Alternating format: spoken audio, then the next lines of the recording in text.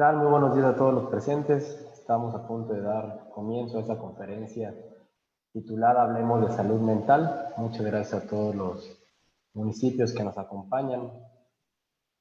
Vamos a comenzar dando inicio con las palabras de bienvenida a cargo de la maestra Getsemaní Moreno Martínez, quien es titular del Instituto de la Juventud del Estado de Chiapas. Por favor, maestra. ¿Qué tal? Muy buenos días, tengan todas y todos el día de hoy. Qué gusto y qué placer de nueva cuenta tenerlos en esta plataforma que es su casa del Instituto de la Juventud del Estado de Chiapas. Y qué mejor que hacerlo de la mano con un aliado, una secretaría aliada, tal y como es la Secretaría de Seguridad y Protección Ciudadana, que el día de hoy tenemos dos ponentes de alto grado e impacto psicológico, también en materias de psicología, para hablarnos de salud mental. Nosotros como jóvenes siempre buscamos bienestar y salud. De hecho, también dentro de nuestro Plan Estatal de Desarrollo, están considerados para nosotros, las juventudes chiapanecas, este gran rubro. Y así también lo podemos encontrar en el Objetivo de Desarrollo Sostenible número 3 de la Agenda 2030 de la ONU.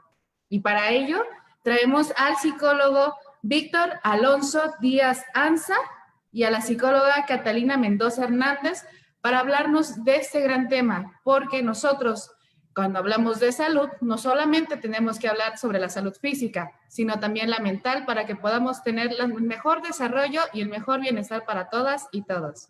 Muchísimas gracias. Muchas gracias, maestra, por sus palabras de bienvenida. Vamos a continuar con la semblanza de nuestros ponentes. La licenciada en Psicología Catalina Mendoza Hernández es egresada del Centro de Estudios Superiores de Tapachula. Cuenta con 25 años de servicio, dentro de los cuales ha fungido como encargada del área de psicología del Centro de Intensión número 2 en Yajalón, también del Centro número 1 en Cerro Hueco, así como del Centro número 14 y del Centro de Reinserción Villa Crisol. Se ha desempeñado como subsecretaria de Sanciones Penales y Medidas de Seguridad en el área de la Secretaría de Seguridad Pública y actualmente funge como psicóloga en la Unidad de Prevención del Delito y Política Criminal en el área de psicología. Cuenta con distintos diplomados y cursos, dentro de los cuales destacan la reintegración y reinserción de las personas privadas de la libertad, el diplomado Género y Derechos Humanos enfocados a la comunidad LGBTIQ, técnicas de análisis del comportamiento criminal, así como cursos de taller de intervención oportuna y eficaz en los trastornos mentales. De igual manera, tenemos a nuestro siguiente ponente, que es el licenciado en Psicología Clínica Víctor Alonso Díaz Anza, el cual es egresado de la Universidad del Sur. Tiene distintos cursos dentro de su currículum, dentro de los cuales destacan varios como salud mental. De igual manera, se ha desarrollado en distintos cursos y ponencias en toda su carrera, en los cuales está la terapia individual, familiar y de pareja, la capacitación y atención psicológica al personal de la Secretaría de Seguridad Pública, así también como la capacitación y actualización en materia psicológica a docentes de las instituciones educativas en todo el estado. Bien, continuaremos el orden del día, dejándole la palabra al psicólogo Víctor Alonso Díaz Anza, el cual nos presentará unas pequeñas diapositivas para continuar con esta ponencia. Muchas gracias. Buenos días a todos que nos están sintonizando desde diversas plataformas. El día de hoy, como ya lo comentaba la licenciada Getsemaní, vamos a hablar de un tema de suma importancia porque estamos pasando por una etapa donde la humanidad, no hablemos de México, no hablemos de Chiapas, estamos hablando del mundo entero, se encuentra afectada en su salud, en su bienestar físico y emocional, como ya lo mencionaba la licenciada Getsemaní. Por eso es muy importante, hoy en el marco que tenemos ya sobre el Día Internacional de la Eliminación contra la Violencia de la Mujer, también es importante hablar de la salud mental. Salud mental y COVID-19. La siguiente, por favor. La siguiente. es difícil para los que tenemos cierta edad, incluso para los que son mayores que nosotros, recordar o poder encontrar una historia reciente que haya pasado una amenaza como la que tenemos hoy en día por el coronavirus COVID-19. Si esto nosotros, aparte que no vamos a encontrar en la historia reciente un suceso igual, parecido, vemos que a diferencia de otras pandemias, su nivel o su extensión esta vez ha sido global, mundial. Entonces, eso ya agrava la situación. Aparte, los efectos que tienen sobre nuestra salud, y no solo nuestra salud física, como lo mencionaban en un momento, sino los efectos que está teniendo esta pandemia sobre nuestra salud mental. Aparte de eso, le vamos a sumar el impacto económico, las grandes pérdidas laborales que se están teniendo, las grandes pérdidas económicas a nivel mundial. La duración, estamos hablando ya casi de 8 o 9 meses en México, que se está viviendo esta cuarentena, y principalmente la incertidumbre que esto nos genera. ¿Qué va a pasar el día que el COVID-19 se acabe? Voy a tener vida, voy a tener trabajo, voy a tener a mis familiares, voy a poder continuar lo que hoy estoy viviendo. Entonces, todos estos estragos que viene a generar el COVID-19 en la vida diaria de cada uno de nosotros, pues generan fuentes de estrés intensas, de ansiedad y de otras diversas naturalezas que nos van a afectar principalmente a nuestra salud mental. La que sigue, por favor. Bueno. Para los que nos sintonizan y no tienen como que muy consciente los términos tanto de salud y salud mental, vamos a entender que la Organización Mundial de la Salud nos dice que la salud es el estado de completo bienestar físico, mental y social, y no solamente la ausencia de enfermedad. Muchas veces cuando hablamos de salud de manera casual, nos enfocamos únicamente a físicamente cómo me encuentro. No tengo tos, no tengo fiebre, no tengo dolores musculares, no tengo cuestiones físicas. Entonces, vemos la salud como este aspecto únicamente biológico o físico del ser humano, y no es así. La OMS lo define como un estado completo, es decir, si lo vemos en un círculo, este estado se divide en tres. Y hay un estado físico que tiene que ver con las enfermedades, hay un estado mental que tiene que ver con lo emocional, y hay un estado social que tiene que ver con nuestras relaciones con la familia, con el trabajo, con las amistades, ¿no? Entonces, si uno de estas tres partes de ese circulito no se encuentra, pues bien, nuestra salud no va a estar bien. Ahora, ¿qué es salud mental? Salud mental es un estado de bienestar en el cual el individuo es consciente de sus propias capacidades, puede afrontar las tensiones normales de la vida, puede trabajar de forma productiva y fructífera y es capaz de hacer una contribución a su comunidad. Eso es lo que nos dice la Organización Mundial de la Salud. Si nos damos cuenta y vemos la diapositiva anterior y la comparamos con esta nueva, nos vamos a tomar conciencia en que esta pandemia principalmente está afectando a lo que define la OMS como salud mental. Tensiones normales de la vida. ¿Cómo nos encontramos hoy ante esta incertidumbre o ante esta tensión de la cuarentena, esta tensión del hecho de no poder salir, de no poder visitar a nuestros familiares? Normalmente estamos acostumbrados a enfrentarnos a una ciertas cuestiones diarias que nos van a afectar, ciertas tensiones, el tráfico, no sé, el que voy tarde al trabajo, cuestiones que puedo superar en el día a día, pero hoy nos estamos encontrando con que no es solo el tráfico, no solo es si llego o no llego al trabajo, no solo si es uno de mis hijos se enfermó o si tengo familiares que están enfermos, sino que es a nivel global un distanciamiento y un padecimiento que estamos sufriendo todos. Ahora, ¿qué influye en nuestra salud mental? Es el resultado de la armonía entre los aspectos biológicos, sociales y el desequilibrio entre ellos que va a generar una consecuencia que se va a llamar trastorno mental. Haciendo un paréntesis ahí, no es lo mismo enfermedad mental que trastorno mental. Un trastorno mental se va a hacer referencia a cualquier cosa que me impida a mí el correcto desenvolvimiento en mi vida diaria. Es decir, si tengo estrés, puedes tener un trastorno de estrés o un trastorno de ansiedad generalizada. ¿Qué va a pasar? Que me va a impedir o no me va a dar las pautas para que yo me pueda desarrollar en el día a día. A partir de este enfoque multifactorial, se asocian condiciones de tipo biológico, genético y ambiental, y psicosocial, económico, cultural y demográfico, que al interactuar afectan de diferentes formas a individuos, familias y grupos sociales. Lo que nos están diciendo acá es que la salud mental no solo tiene que ver con si estoy sonriendo, con si me siento triste o con si camino agachado. La salud mental tiene que ver con todo lo que sucede en mi vida. Desde la parte genética, que en la parte genética podemos hablar de carácter y temperamento, que son dos cosas muy diferentes. En la parte ambiental, cómo me desenvuelvo yo en mi familia, en mi sociedad, en mi colonia. La parte psicosocial, tengo posibilidades. No es lo mismo alguien que nace en un lugar con una economía buena, a alguien que nace en un lugar con una economía baja, con pobreza extrema. Eso también va a permear en lo que es su salud mental. Entonces, la siguiente, por favor.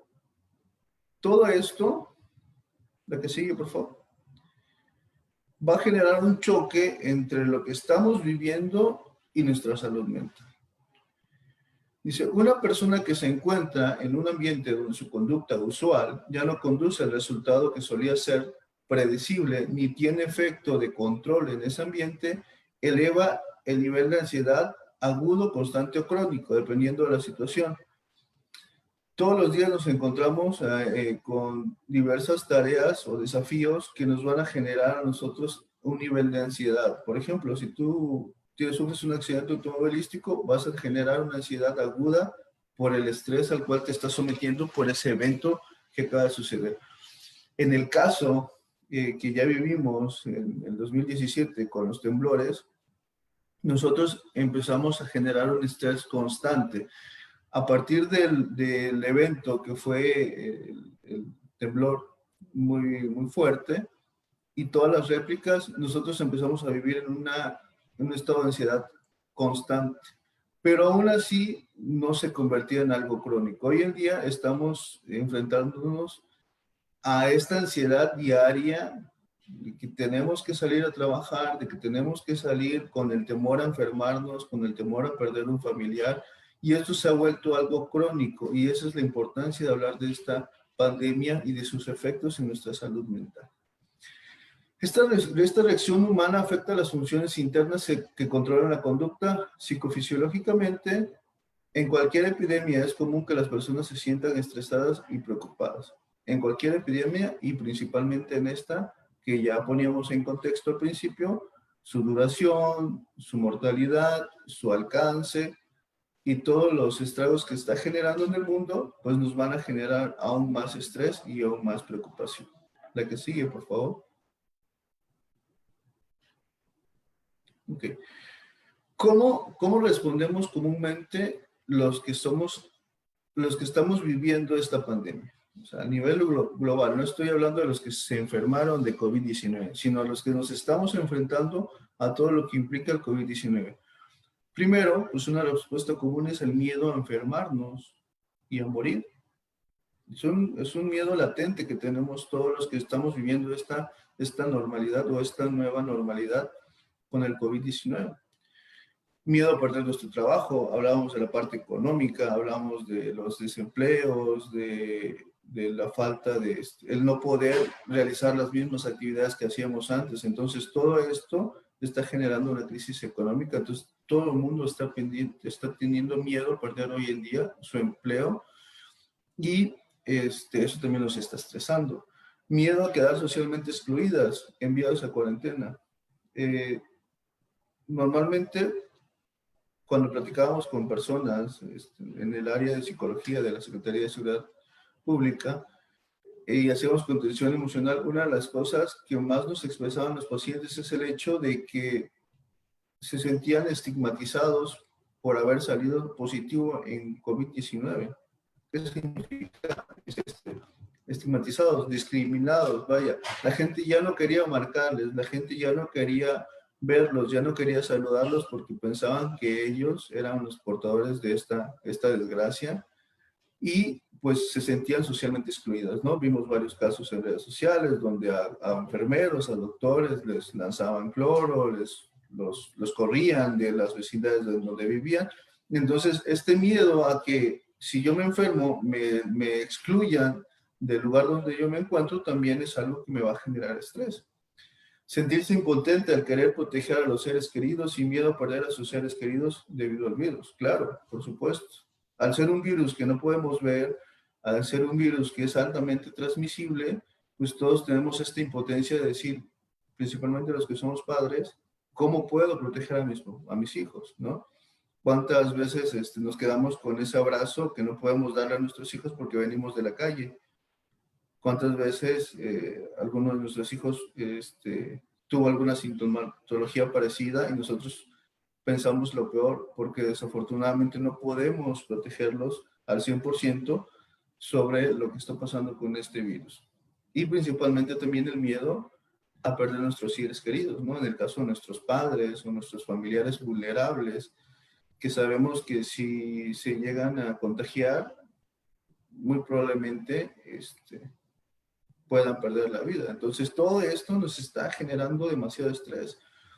Miedo a estar separados de los seres queridos y cuidadores debido al régimen de cuarentena, ¿no? Esto para los que tuvieron algún familiar con COVID, pues nos damos cuenta que qué difícil es el hecho de que esa persona va a vivir o pasar sola toda la sintomatología, porque por cuestiones de protección de mi salud yo no puedo estar junto a él, ¿no? Mucho menos arriesgar a la demás parte de la familia para poder protegerlo. Entonces, separarnos, no solo físicamente, sino también separarnos emocionalmente, nuestras costumbres como seres humanos es cuando alguien enferma, toda la familia, todos estamos ahí para darle apoyo, estamos ahí para mostrarle nuestro afecto, y en esta nueva normalidad, pues no es así. Si mi familiar se enferma de COVID-19, yo no voy a estar ahí para poder darle ese apoyo que normalmente estamos acostumbrados a recibir y a dar también.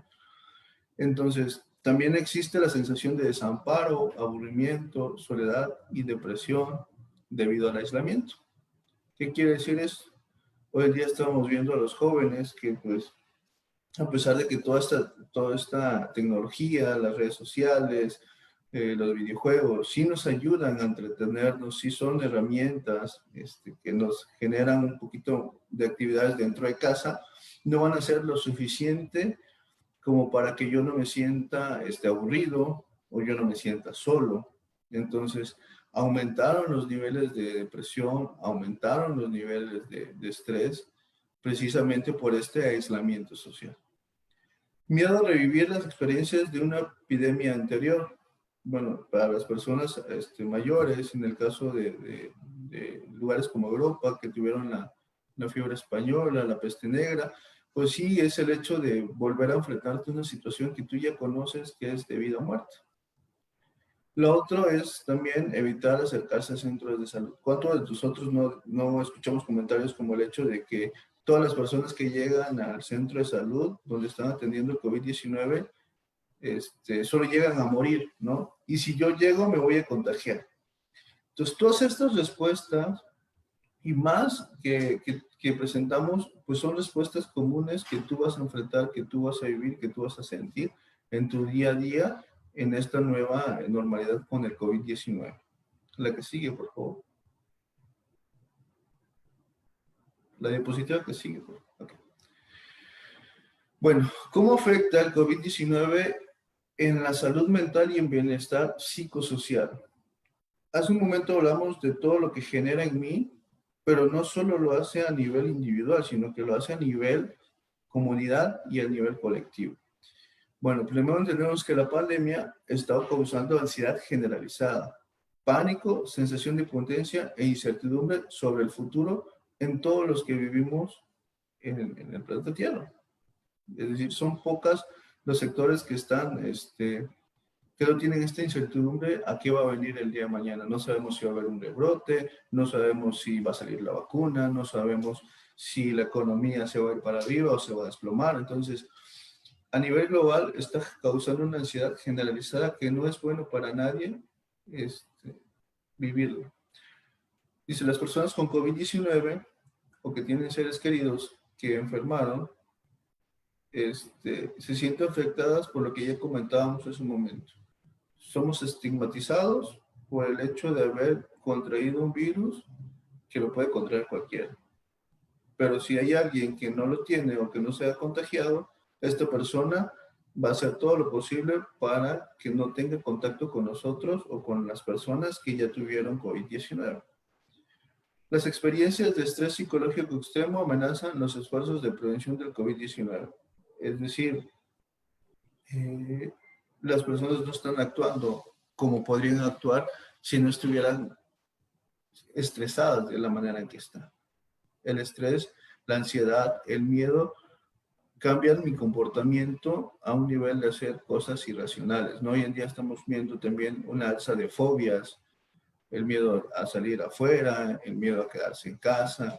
Entonces, estamos viendo también estrés y ansiedad generalizada, personas con problemas muy fuertes en estos aspectos, que obviamente si tú estás estresado, si tú estás ansioso, si tú estás con miedo, pues no te va a importar si te pones gel, si usas cubreboca, si guardas tu sana distancia. Entonces, todos este estrés extremo al cual estamos sometidos muchos de nosotros, pues va a evitar que nos concentremos en cosas que realmente también importan, como es las medidas de salud para evitar la propagación del COVID-19.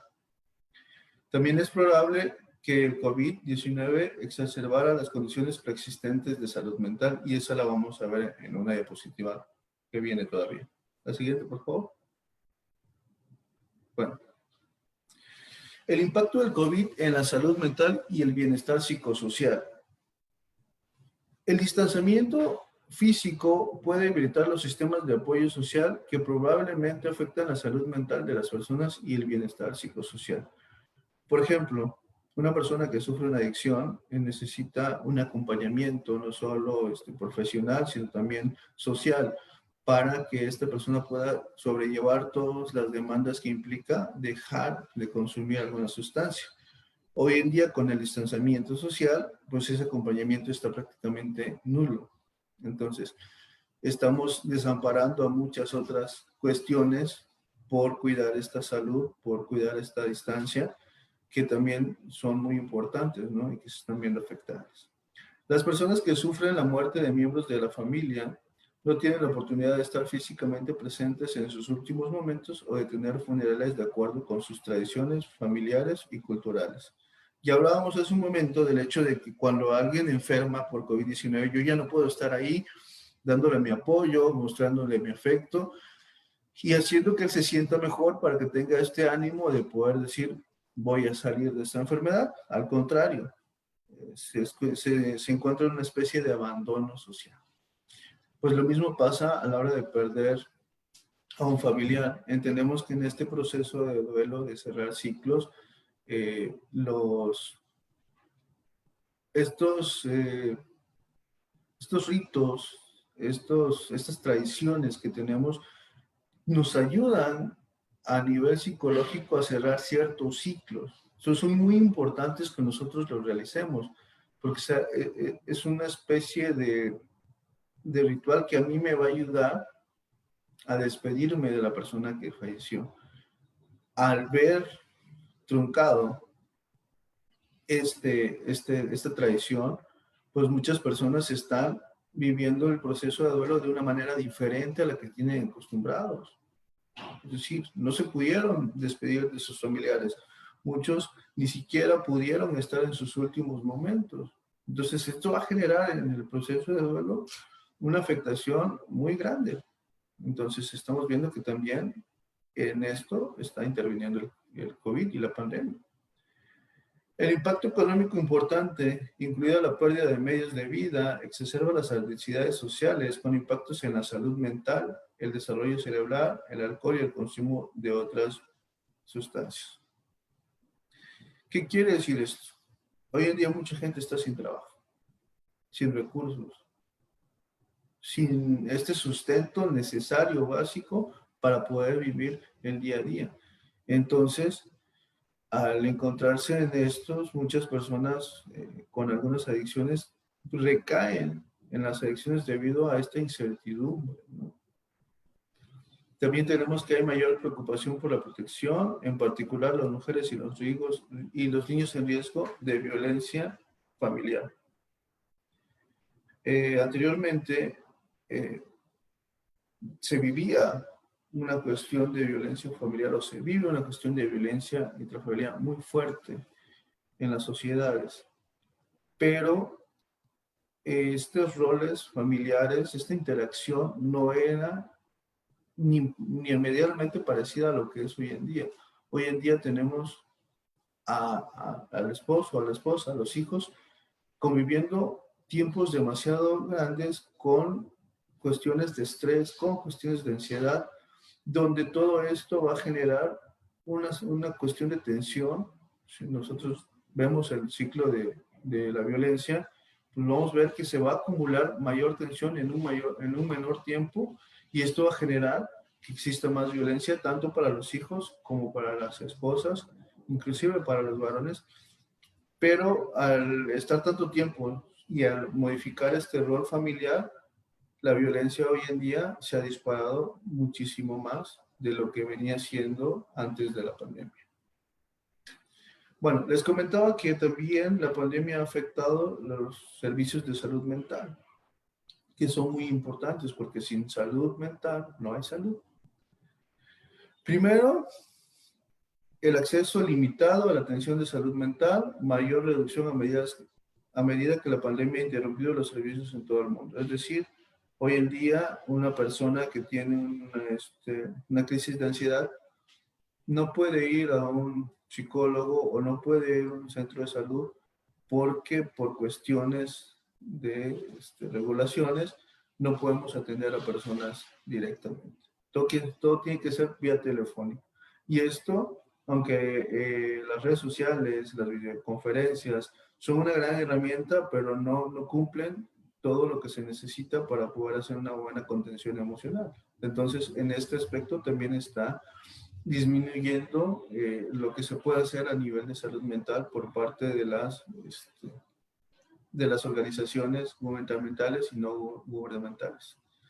También dice, los factores claves que afectan a los servicios incluyen, primero, el poder infectarte en una sala de espera en un servicio de salud mental o en un servicio de larga estancia donde tú tienes que esperar. Segundo, el hecho de que hoy en día, por cuestiones de medidas sanitarias, no podemos estar cara a cara por temor a contagiarnos o por el riesgo a contagiarnos. También el hecho de que personal de salud mental está contagiado del virus y posiblemente no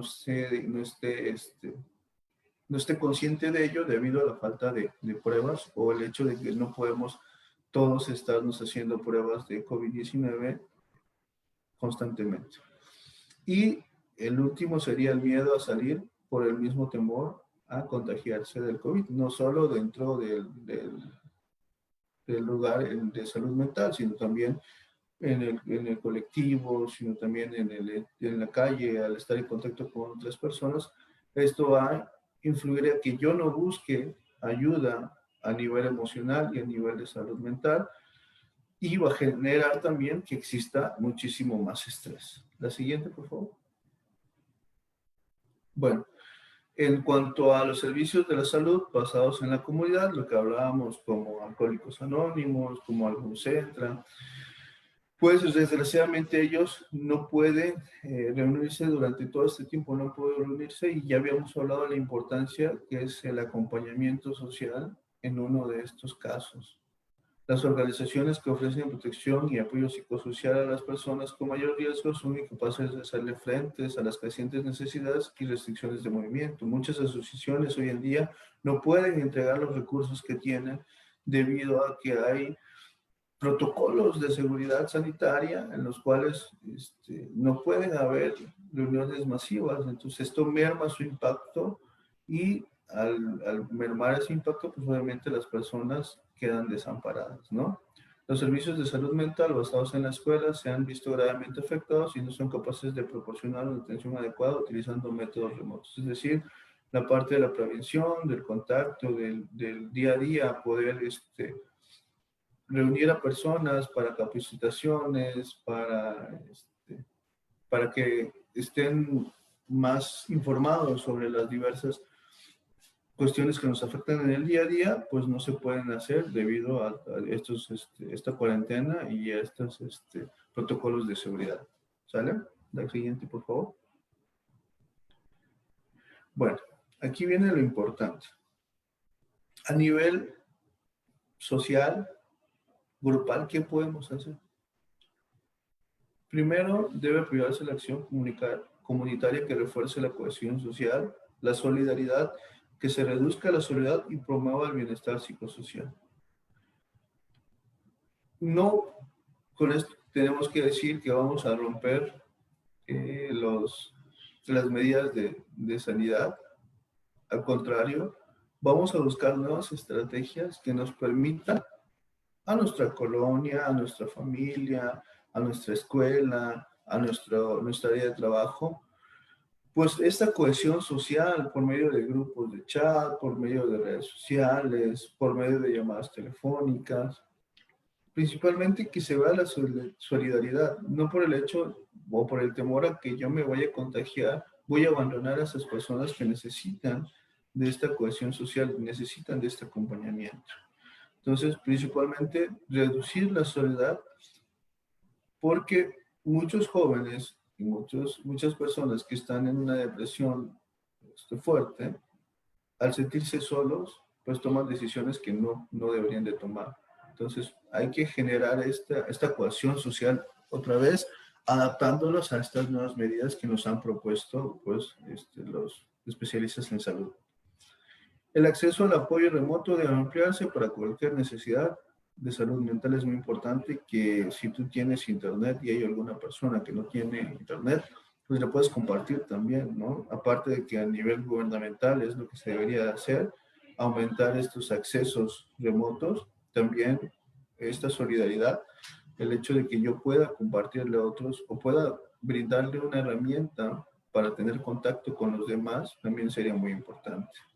La salud mental y la atención social para las personas con discapacidades psicosociales deben formar parte de la definición de servicios esenciales. ¿Qué quiere decir? Pues reformar muchas de las cosas que hoy nos estamos dando cuenta que están carentes o están obsoletas, ¿no?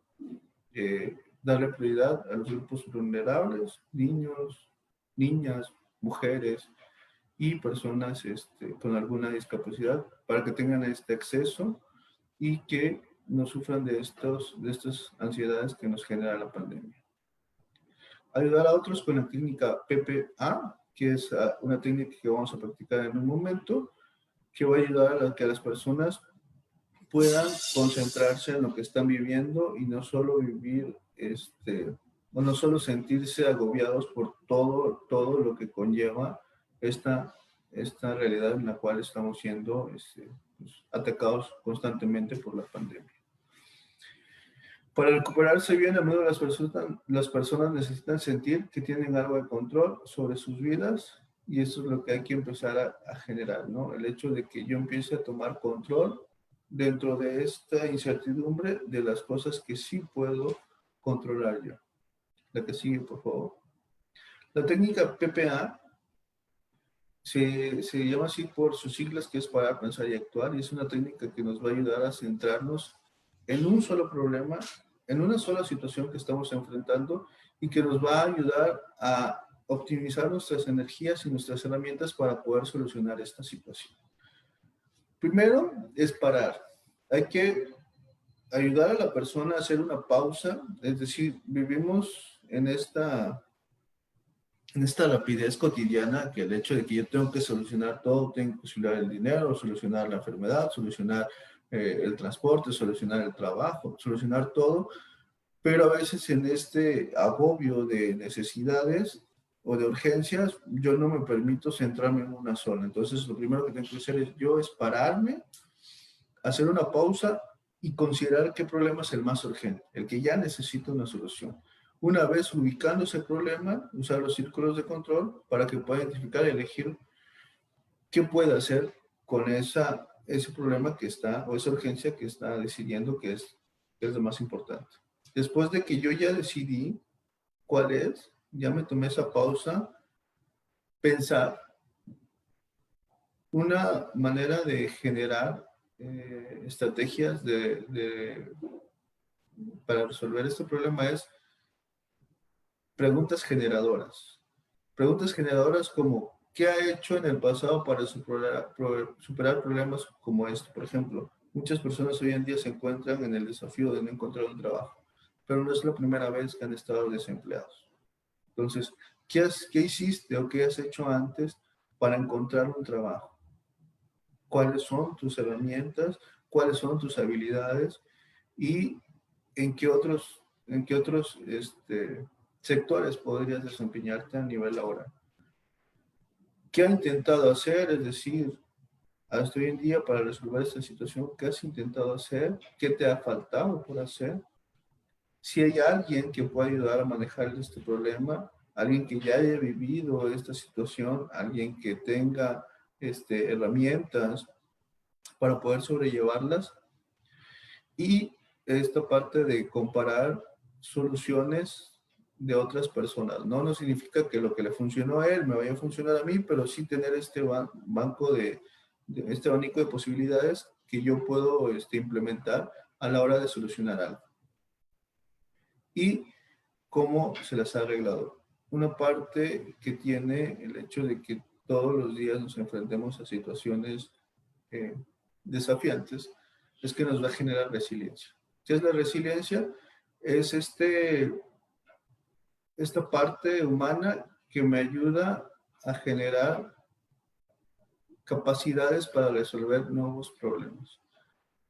A manera que yo voy resolviendo problemas, voy generando una capacidad para enfrentarme a otros problemas mayores. Por ejemplo, si hablamos de una resiliencia, podemos poner el caso de Chile, que es un lugar donde pasan muchos temblores, en el cual el vivir estos eventos les ha generado que ellos tengan muchas herramientas para enfrentar otra vez los constantes temblores que suceden en Chile. Entonces, así en otros lugares han generado estas herramientas para poder solucionar de manera más efectiva los nuevos desafíos que les enfrenta la vida.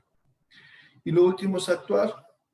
Una vez que ya tienes tus herramientas, que ya viste y ya analizaste todo el problema, pues es elegir una forma de manejar el problema, intentar solucionarlo de esa forma, y si no funciona, pues probar una solución nueva. Es decir, si con lo que yo estoy implementando no consigo este trabajo, pues entonces volver a parar, volver a pensar y volver a actuar, ¿sabes? Esa es una técnica que es muy efectiva a la hora de resolver situaciones en las cuales pues son urgentes de resolverlas. La siguiente, por favor. Bueno, sugerencias del cuidado mental. Esta parte de sugerencias es a nivel individual. Dice, en la medida de lo posible, intente seguir alguna de las sugerencias como ayuda para manejar el estrés diario. Elija lo que usted personalmente le funcione mejor.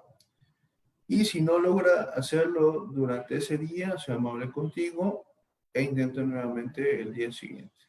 Una frase que me gusta mucho es que no podemos enfrentarnos al COVID si no ponemos de nuestra parte. Sin nosotros, el gobierno, la sociedad, el mundo no puede resolver esta pandemia del COVID-19. La que sigue, por favor. Bueno, primero es mantenerse actualizado con la información precisa sobre el COVID y seguir las medidas de seguridad para prevenir el contagio. Hay que descansar a veces un poco de la cobertura mediática. Hoy en día nos damos cuenta que hay muchas noticias que nos comparten en las redes sociales que muchas veces son falsas. Entonces, ¿cómo vamos a detectar las fake news o las noticias falsas? Primero, pues examinar el origen, leer también, no solo depender de una fuente de información. Si mi grupo de familia o mi grupo de trabajo es mi fuente de información sobre el COVID-19, claro que voy a creer cuando me mandan una noticia. Pero si yo leo, aparte de esa fuente, tengo más fuentes sobre la información del COVID-19, pues entonces voy a poder analizar si es una fuente confiable o es una fuente dudosa. Verificación cruzada. Hay canales que son oficiales, como por ejemplo el de la Organización Mundial de la Salud o el de la Secretaría de Salud de acá en México. Entonces también antes de yo saber, no enviar los mensajes que me han enviado, porque muchas veces conforme me llega la información, yo ya les estoy enviando sin confirmar si eso que me llegó es real y sin confirmar si eso que me llegó a mí va a ayudar a la otra persona a sentirse seguro o únicamente le va a generar más inseguridad. ¿Por qué? Porque si nosotros creemos todo lo que aparece en las redes sociales, pues vamos a caer en pánico. Entonces, esparcir el pánico en una época de miedo es común, siga todos los pasos anteriores antes de caer en el pánico. Entonces, hay que examinar el origen, tener otras fuentes, verificar con otras fuentes, no reenviar lo que me llega inmediatamente, comprobar la fecha y, y no caer en pánico. Este sería como que el primer paso que podríamos seguir para no estar cayendo en este pánico de lo que dicen que puede ser el COVID-19 y de lo que realmente es el COVID-19. La que sigue, por favor.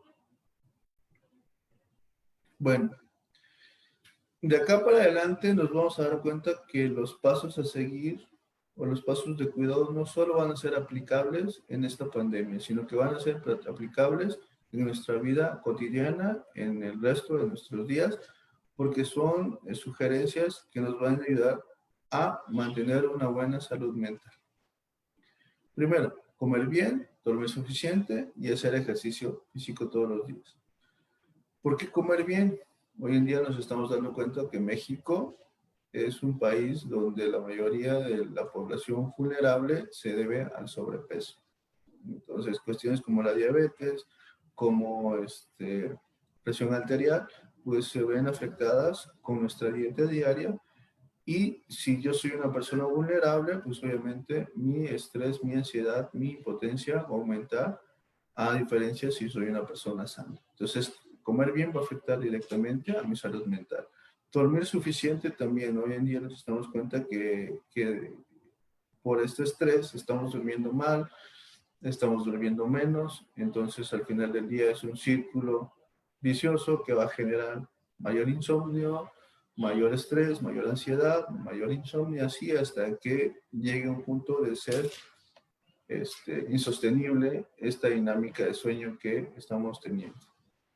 Y lo último, que es hacer ejercicio físico todos los días. Pues ya entendemos que México tiene una cultura gastronómica muy grande, entonces no podemos cuidarnos al 100% en cuanto a una dieta equilibrada, pero sí podemos generar conductas de activación física para que aquello que comemos no nos afecte de la manera que nos afectaría si tenemos estos regímenes sedimentarios y no generamos alguna actividad física durante el día. Entonces, estas tres son clave para tener una buena salud mental. Comer bien, dormir lo suficiente y hacer ejercicio todos los días. ¿La que sigue, por favor? La otra es, si te hace feliz, aumenta la dosis, realiza actividades que disfrutes y encuentra un sentido a cada día. Hoy, en esta situación que estamos viviendo, pues no podemos ir a la playa, no podemos ir a algún lugar concurrido, no podemos salir muchas veces de casa, pero sí podemos hacer cosas que nos hagan sentir bien, principalmente cosas a nivel familiar y a nivel individual. Si tú encuentras estas actividades en tu día a día que te generen esta satisfacción, pues tu salud mental se va a ver afectada positivamente. Entonces, realizas actividades que disfrutes y que encuentres sentido y hazlas las veces que sean necesarias. La que sigue, por favor. Bueno, hablábamos ya hace un momento de la parte del aislamiento social pues una sugerencia sería tomarse 5 minutos al día mínimo para hablar con amistades, familiares o personas de confianza sobre lo que estamos sintiendo. No significa que vayamos a hacer un confesionario o que estemos racistas del hecho de sentir miedo, sentir estrés, sino también el hecho de que yo me siento con la necesidad de un acompañamiento y hacerse saber a mis familiares, ¿no? Es decir, tanto hacerles saber que yo estoy con ellos, como también hacerles saber que necesito de ellos para sentirme bien y mantener este contacto. La que sigue, por favor. Muy importante, principalmente para los que tenemos hijos, establecer rutinas diarias y mantenerlas durante toda esta nueva normalidad. Entendemos que ahora, con este semáforo verde, vamos a poder realizar algunas actividades que no podíamos realizar anteriormente, pero siempre es importante tener esta rutina, estos horarios generales de aquellas cuestiones que sí tienen que estar en nuestro día a día.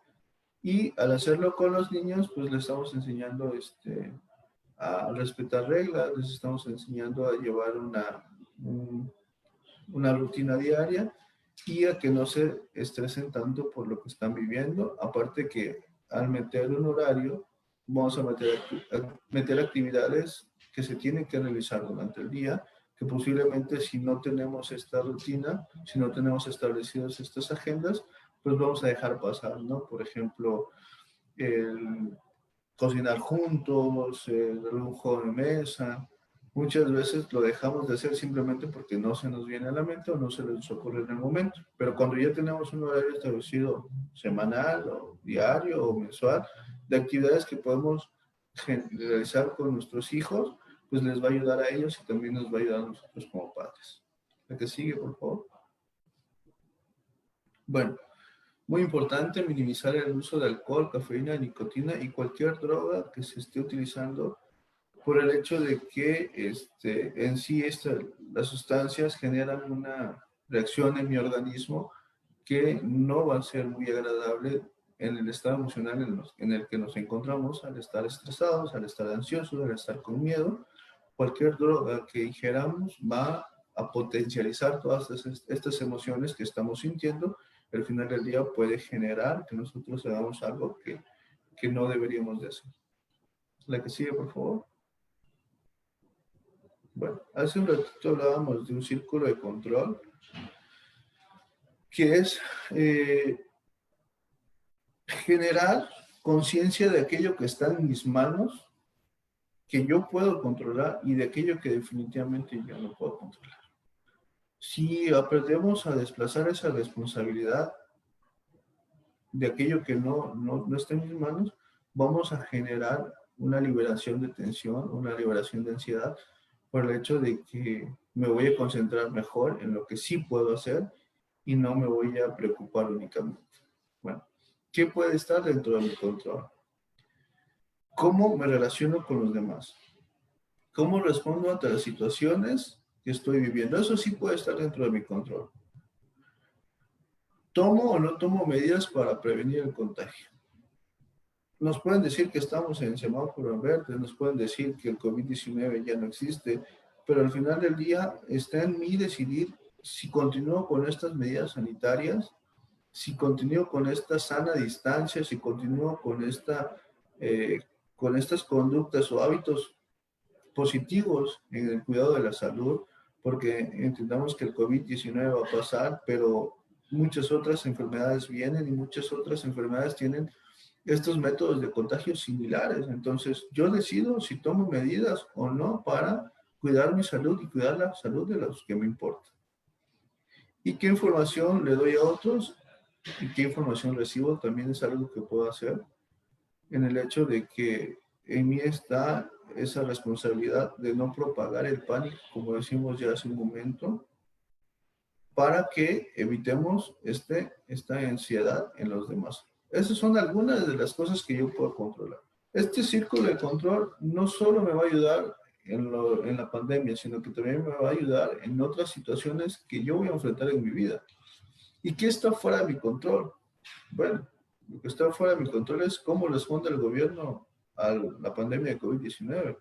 algunos estarán de acuerdo en el semáforo verde, otros estarán en contra, pero es algo que tú no puedes decidir, es algo que decide la autoridad si está fuera de tu control esas decisiones.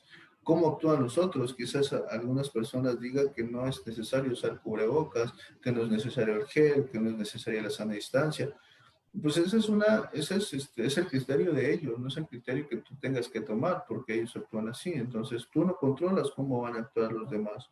Tú únicamente puedes generar seguridad en tu persona y en las personas que están cercanas a ti. Tampoco puedes controlar si alguien morirá de COVID o no. Esa es una cuestión pues, científica. Hay personas que van a sobrellevar el virus, hay personas que va a ser fatal para ellos, pero es algo que no podemos controlar nosotros como seres humanos. Tampoco podemos controlar quién pierde su empleo, si yo voy a continuar teniendo empleo, si nuestra empresa va a quebrar, es algo que no podemos controlar, pero sí podemos prepararnos. ¿Cómo? Pues estableciendo dinámicas económicas donde solo gastemos lo que sea absolutamente necesario, ¿no? Hace unas semanas pasó lo del Buen Fin y mucha gente se fue descontrolada a aprovechar ofertas sin saber lo que viene por delante, si van a continuar con sus empleos, si la economía va a continuar estable. Entonces, eso sí podemos hacer, evitar endeudamientos, evitar gastar en cosas innecesarias, pero no podemos evitar que una empresa cierre o que personas pierdan su empleo. Entonces, este círculo de control va a generar a mí responsabilidades y va a desplazar aquellas responsabilidades que no me corresponden. Entonces, me va a ayudar en el enfrentar este día a día sobre la pandemia y sobre otras cuestiones que nos enfrentamos todos los días. La que sigue, por favor. Muy importante.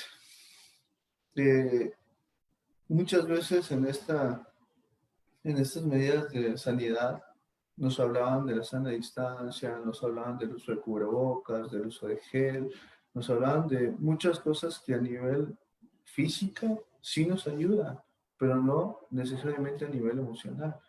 Entonces es importante también que nosotros entendamos que la relajación, el ejercicio, el comer sano, van a ser cosas que nos van a ayudar a enfrentar estas cuestiones de salud física.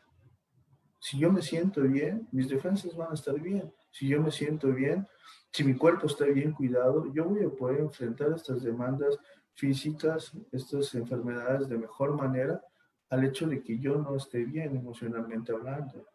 Entonces, es importante realizar actividades de relajación, actividades físicas para que mi cuerpo esté saludable, no solo físicamente, sino también emocional.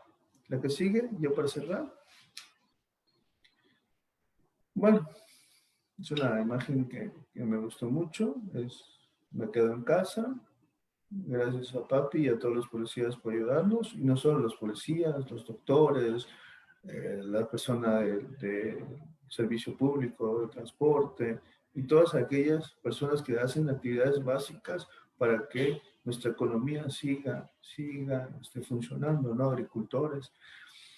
Y es muy importante que yo al final de cada día haga una lista sobre las formas en las que pude ayudar a otros o las razones por las que yo puedo estar agradecido, ¿no?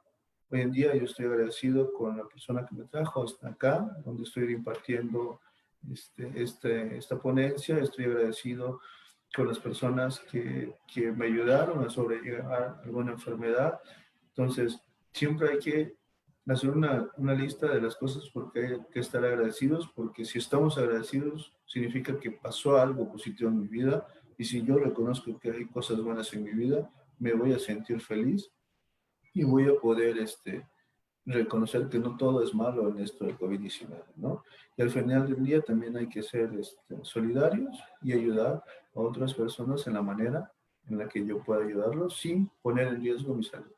¿Sí? Bueno, de mi parte sería todo.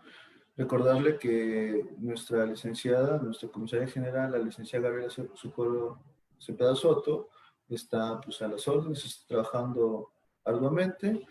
Mi jefa de unidad, la licenciada Gladys Elena Bonifaz, quien es la que permite que yo el día de hoy esté aquí, pues les mandan saludos y les mandan un cordial abrazo.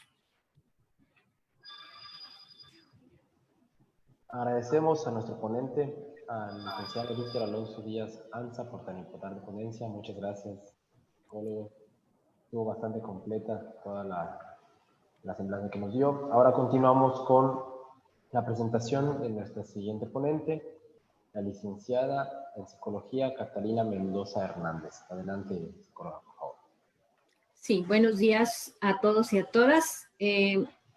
En este momento vamos a abordar una de los problemas de salud mental que estamos viviendo en los hogares, obviamente, es la salud y obviamente la violencia dentro de casa, ¿no? Porque estamos pasando, como dijo ya el licenciado Alonso, estamos pasando mucho tiempo con nuestros hijos, con toda la familia, y entonces siempre va a haber en algún momento alguna situación de discrepancia, ¿sí? En el entorno familiar. La que sigue, por favor. Bueno, como ya decía el licenciado Alonso, la salud mental es un estado de bienestar en el cual el individuo, consciente de sus propias capacidades, puede afrontar las tensiones de la vida, puede trabajar de forma productiva, fructífera y es consciente de sus propias capacidades, ¿sí? La salud mental es cómo uno se siente frente a sí mismo, cómo se siente frente a las otras personas y en qué forma vamos a responder a ahora sí que a las demandas de la vida, ¿no? Como en este caso que estamos en el confinamiento y que a veces es muy difícil o ha sido muy difícil ya acostumbrados a tener una rutina diaria de labores. Ahora estamos en una situación de encierro y entonces la salud mental obviamente se viene deteriorando y ahora sí que uno de los problemas de salud mental pues es la violencia, la que sigue.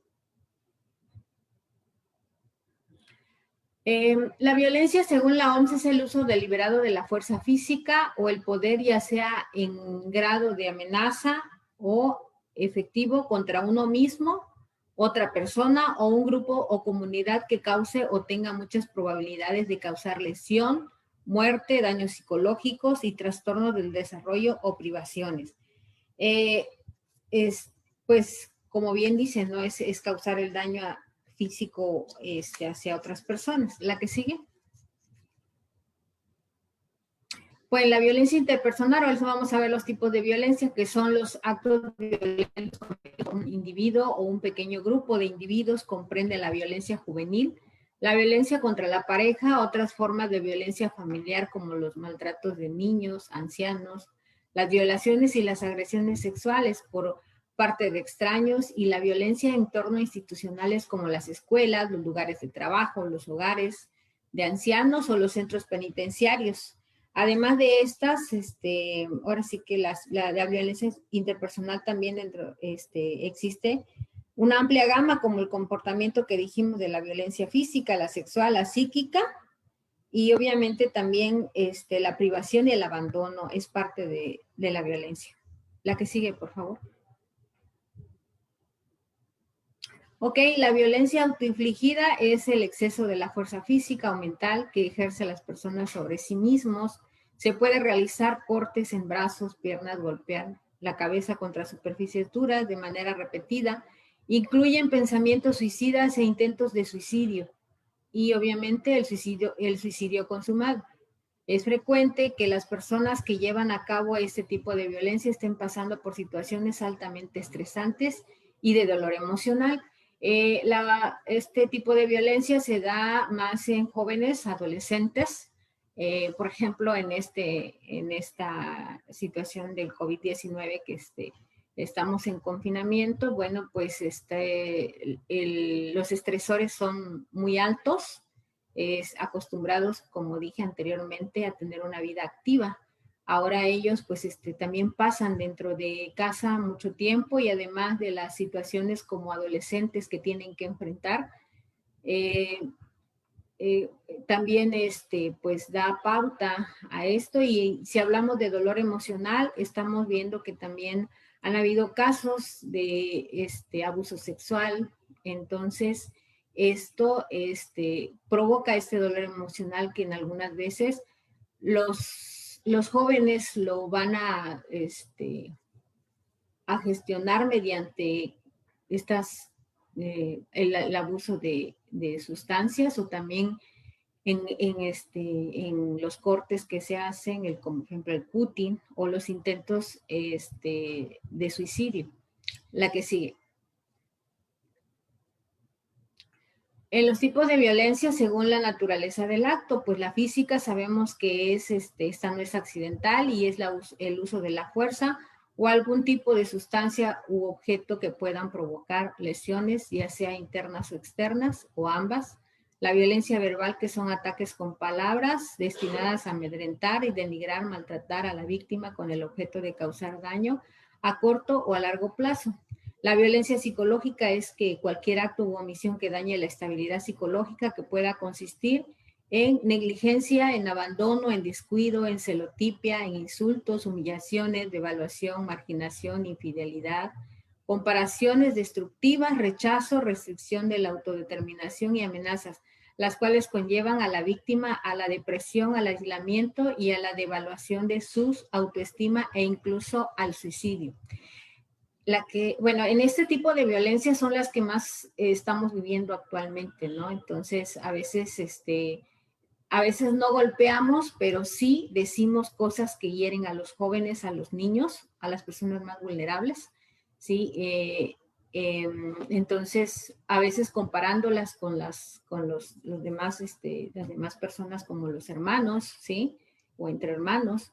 Y esto daña, pues, obviamente la autoestima del niño, ¿no? O del joven. Entonces, todo este tipo de violencias ahorita lo estamos viviendo, que no debería de ser, ¿verdad? Pero, pues, con esta situación de encierro, pues, nos vemos vulnerables a ello.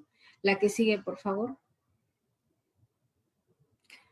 La violencia sexual también es todo acto o tentativa de consumarlo bajo la coacción o el acoso, el hostigamiento, el abuso, comentarios sexuales no deseados, las acciones para comercializar o utilizar cualquier otro modo de la sexualidad de una mujer mediante coacción, denigrándola o concibiéndola como objeto con independencia de la relación del agresor con la víctima en cualquier ámbito, ¿sí?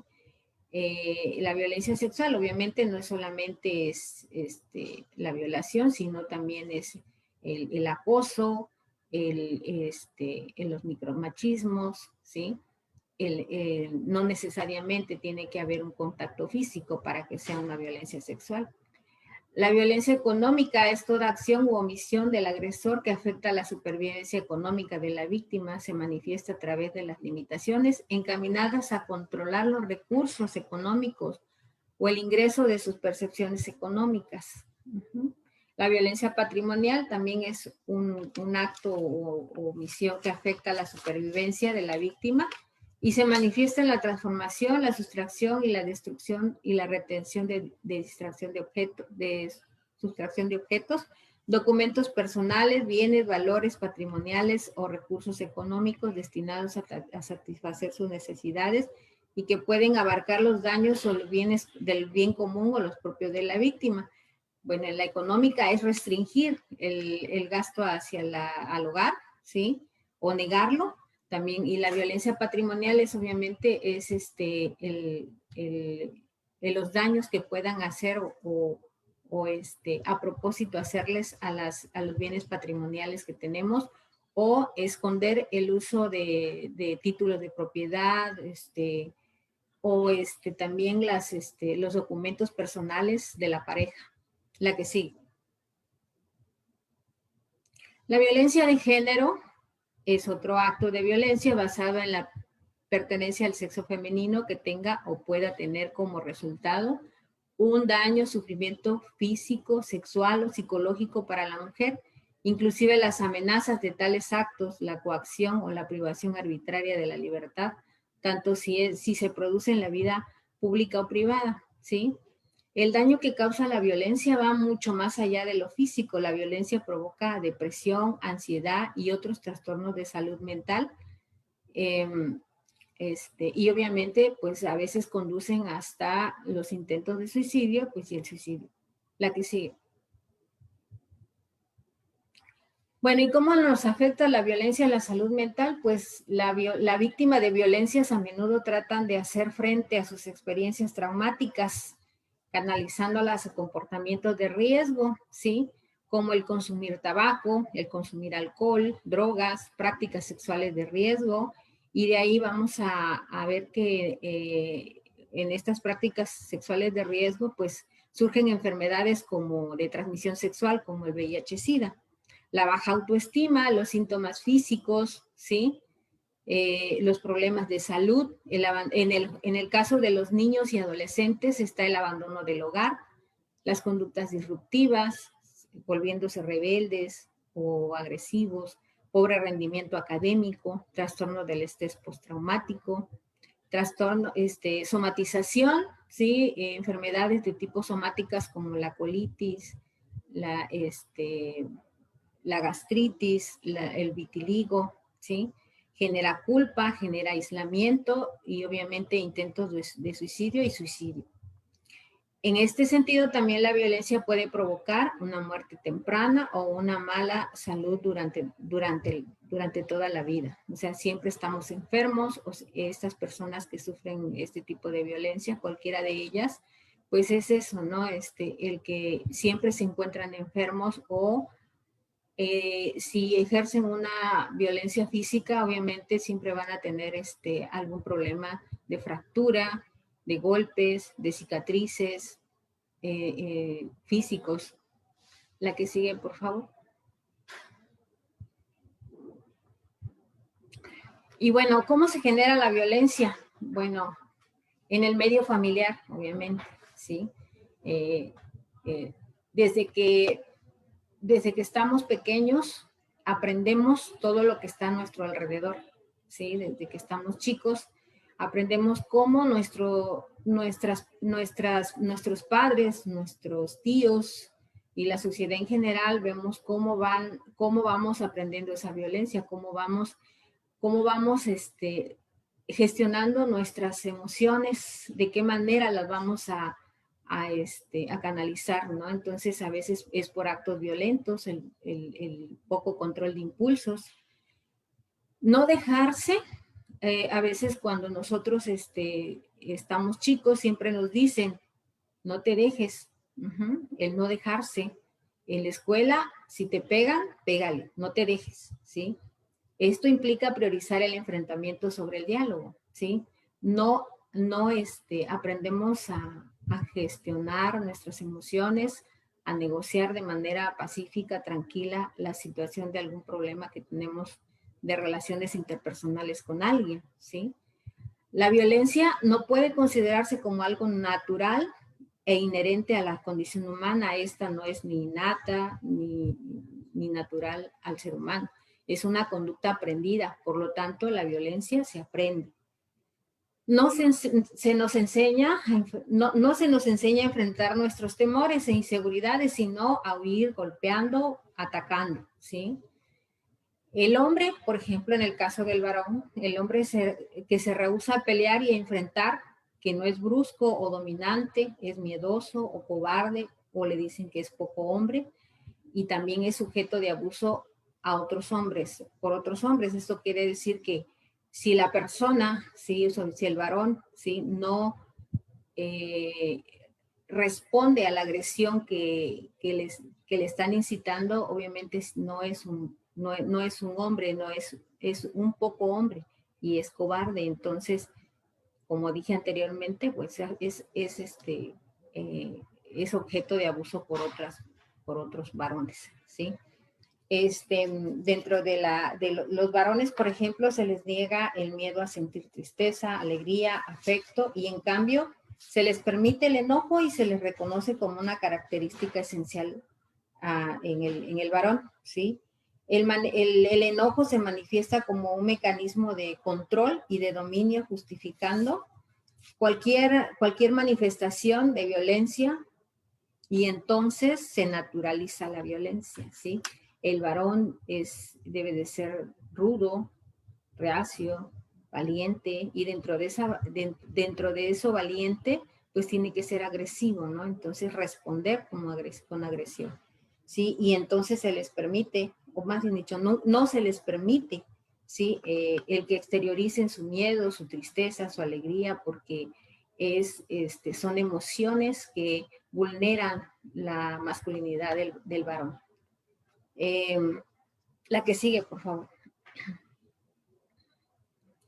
Bueno, ¿cuáles son las estrategias para prevenir la violencia? Bueno, es el reconocimiento y la expresión de emociones. ¿Cómo nosotros vamos a gestionar nuestra violencia? Bueno, primero es reconociendo qué estamos sintiendo. Me estoy sintiendo enojado, me estoy sintiendo molesto por algo que está pasando, ¿sí? Y entonces, ¿cómo voy a expresar mis emociones? ¿Golpeando o golpeando a la persona que está enfrente? Obviamente no, ¿verdad? Pero sí necesitamos reconocerlos y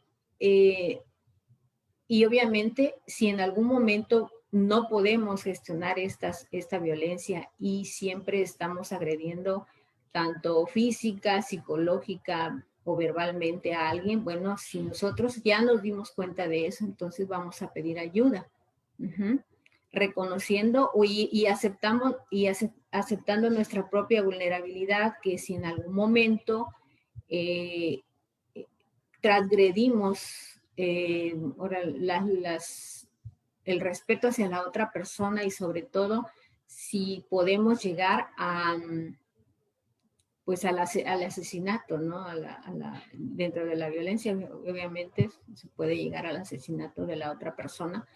Y entonces, pues, somos vulnerables a ese acto violento. Además, también dentro de la vulnerabilidad, como víctimas de una violencia, también podemos decir y pedir ayuda, ¿sí? No podemos controlar a esa persona o no podemos estar en contacto con esa persona, debemos de pedir ayuda y sobre todo por los menores de edad, adolescentes y niños que están alrededor nuestro, porque pueden resultar, obviamente, desde que se acepta un estado de violento dentro del hogar, y estamos haciendo daño a la autoestima de nuestros hijos.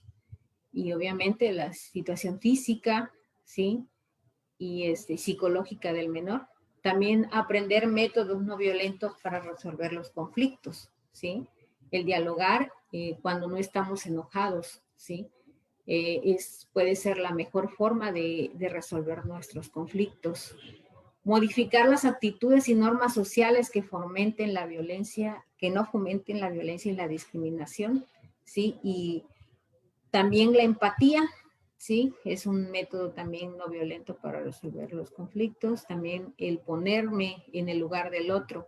Por ejemplo, en este confinamiento, ¿sí? Que tenemos que tenemos ahí a los niños y a veces tenemos que ser parte de esa educación que se está impartiendo y a veces el niño no logra entender algunas situaciones de tareas académicas que tienen que resolver y entonces a veces nos desesperamos y agredimos no solamente con palabras, a veces ya llegamos hasta la agresión física, ¿sí? Y entonces va en detrimento de la autoestima del niño, ¿sí? Y lejos de tenernos respeto, implementamos el miedo en ese niño. Entonces ya no va a ser, al momento que nos vea que cambiamos nuestra conducta, este niño se va a sentir con miedo hacia nosotros. Y entonces nos va a ver como un padre no protector, sino violento, agresivo. Otra de las formas también, otra de las estrategias es la asertividad, es decir, las cosas de una forma, es la capacidad de expresar la opinión y sentimiento de manera honesta, adecuada, en el momento oportuno y respetando los derechos personales de las otras personas, ¿no? Otro método también para poder prevenir la violencia es el tiempo fuera. ¿Y qué es el tiempo fuera? El tiempo fuera es cuando nosotros estamos discutiendo en casa con la pareja o con algún otro miembro de casa. Entonces es reconocer que estamos empezando a enojarnos, ¿sí? Y ubicar nuestra emoción llamada enojo, ¿sí? Y entonces decirle a la otra persona que en ese momento no se van a poder resolver las cosas porque nos estamos enojando y entonces tenemos que salir fuera del lugar donde estamos teniendo esa discusión fuerte con la otra persona. Podemos ir a caminar, ¿sí? Podemos ir a hacer otras cosas fuera de ahí y tratar de tranquilizarnos, ¿sí? Una vez que nosotros dejamos de discutir, obviamente viene la tranquilidad y al momento en el que nosotros podamos o estemos tranquilos, ya podemos tener una mejor comunicación con la otra persona, ¿sí? Y a esto es la reconstrucción cognitiva, que es precisamente volver a replantear la situación o la problemática y analizarla con madurez. Obviamente ya no con el enojo, ¿sí? Otra de las estrategias también es el manejo del enojo en un objeto neutro. ¿Qué es esto? Bueno, si estás enojado y no te puedes controlar y necesitas sacar tu enojo, lo puedes sacar, lo puedes encerrar en un lugar como tu habitación, el baño, etcétera, y volcar tu enojo en algo neutro como un cojín, como un colchón, algo donde no te lastimes, menos en pared, menos en mesa, ¿sí? Y tampoco el autoagredirte tú golpeándote la cabeza o otra parte del cuerpo, ¿no? Entonces, es sí sacar tu enojo, sin embargo, sin agredir a los demás ni agredirte a ti mismo. Uh-huh. Y acá también lo que decía el licenciado Alonso, en cuanto a la meditación, ¿sí? Dentro de la meditación está también la respiración es consciente, que es cuando nosotros estamos enojados, no respiramos, ¿sí? Estamos contenidos, ¿sí? Y obviamente no hay circulación de oxígeno al cerebro y nosotros nos encerramos en la problemática únicamente, ¿no? En poder desquitarnos de esto que estamos sintiendo. Entonces, esto nos va a ayudar a poder manejar de manera más adecuada nuestra agresividad. La que sigue, por favor. Y bueno, ¿qué tan importante es nuestra salud mental? Nuestra salud mental va a ser importante siempre, siempre, en todos los ámbitos, familiar, de trabajo, etcétera. Entonces, es el momento, sobre todo ahorita que estamos en esta situación de pandemia, retomar esto que nosotros en algún momento no podemos o no vemos. No es que no me afecta, no es que no lo estoy sintiendo. El negarnos, el sentir un bienestar, ¿sí? Como dice acá, la calma nos ayuda a tomar decisiones más concretas que cuando estamos ante el coraje y ante el estrés. Y por eso es que hay múltiples formas, ¿sí? de manejar este estrés, esta violencia, este coraje. Y una de las tantas, pues también es la comunicación, pero no cuando estamos enojados, sino cuando estemos calmados. Bueno, muchas gracias. Agradezco a todas las personas que nos escucharon y que nos prestaron la atención. La que sigue, por favor. Gracias a todos y gracias al Instituto de la Juventud por habernos invitado.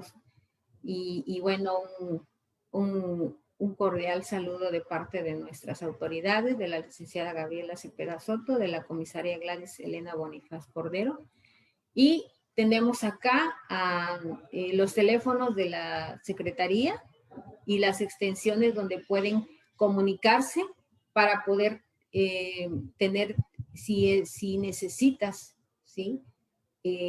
Tener una buena salud mental, bueno, puedes, y tienes algún problema de los que ya aquí abordamos, estos son los teléfonos que están a disposición de quien quiera y al servicio de ustedes. Gracias.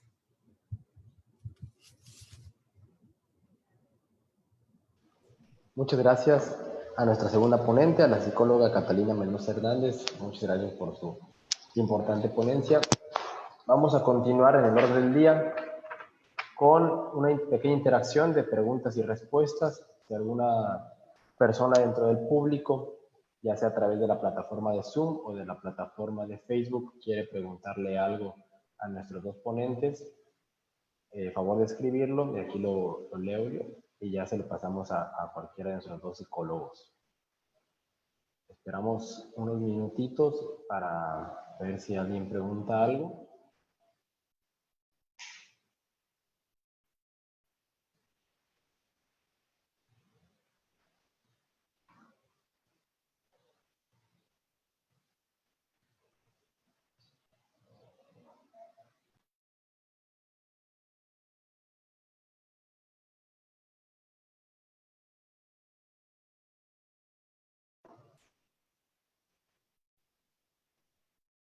Nadie por Facebook, nadie a través de la plataforma de Zoom.